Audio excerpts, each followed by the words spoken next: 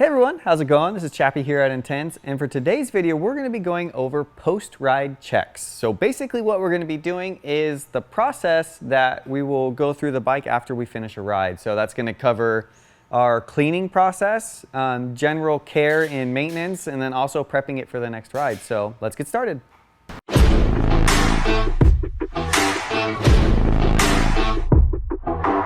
All right, the first thing we're going to go over here is how to clean your bike. So there's a couple different ways to approach this, and it really depends on how dirty your bike is. So for example, what we have here, we just finished a ride on a local trail. It's very dry and dusty here in Southern California.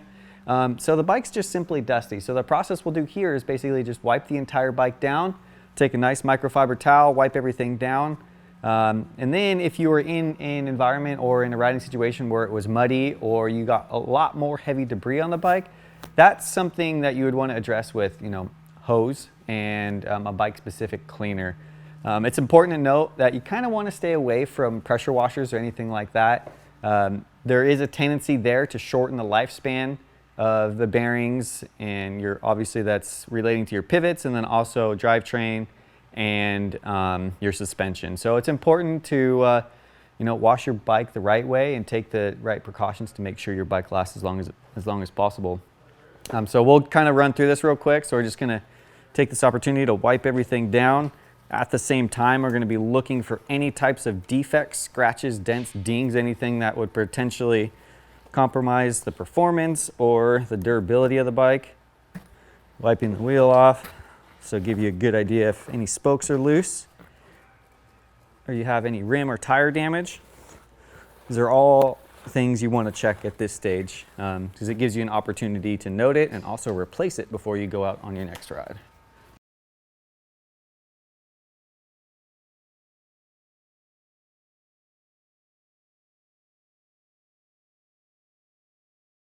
So now that we've gone through the process of wiping the bike down and also taking note of anything that needs to be serviced, replaced, adjusted, or maintained, we can move on to the next step. So here what we're going to be doing is retorquing the stem and all of the major components on the bike. This is just going to help to ensure that we don't have any issues the next ride out. So we're going to start at the front of the bike and work our way back.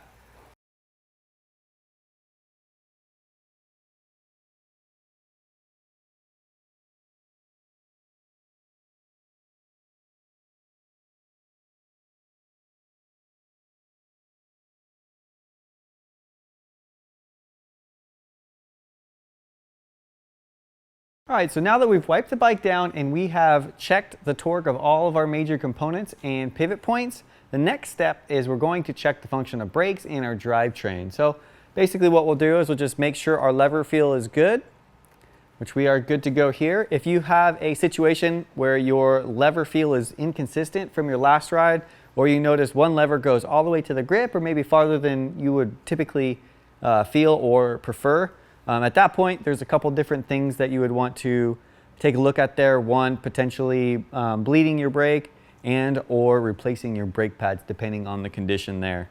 So when we're looking here at the brake pads, what we're going to be looking for is one, that the rotor is centered between the pads, and two, making sure that our pad wear is less than 50%.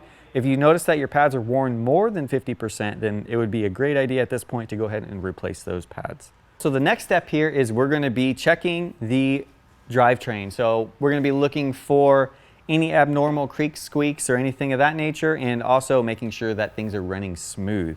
So we'll just simply do that by spinning our cranks, running through each one of the gears, making sure the shifts are clean and precise, and ensuring there's no hesitation.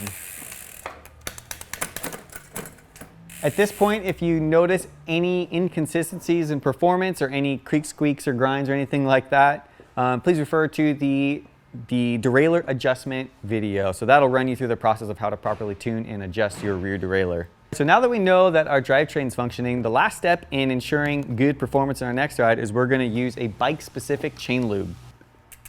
I'm going to run the lube on the bottom run or the return of the chain, making sure we get chain lube on every roller and at least one full circumference around. And from there, we will take our rag, run along the bottom edge of our chain, making sure we engage each one of the rollers. This will help to engage the rollers and also pull the lube inside of the chain.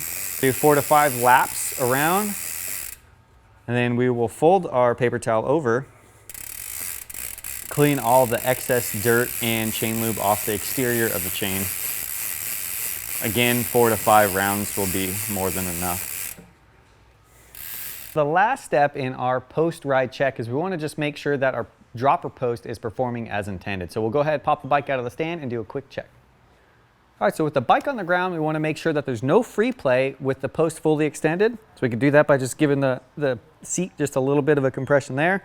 That feels great. The last thing we want to check is to make sure that our cable tension is accurate as well. So we'll depress the lever, push our post down, release the lever, just make sure everything's functioning as intended, which we're all good there. If you have any questions on that, we'll also have some more technical videos focused on dropper post setup. We have successfully completed our post-ride bike check. If you have any questions about the torque values associated with any one of the components on the bike, please refer to the user manuals located on the website or included along with your bike.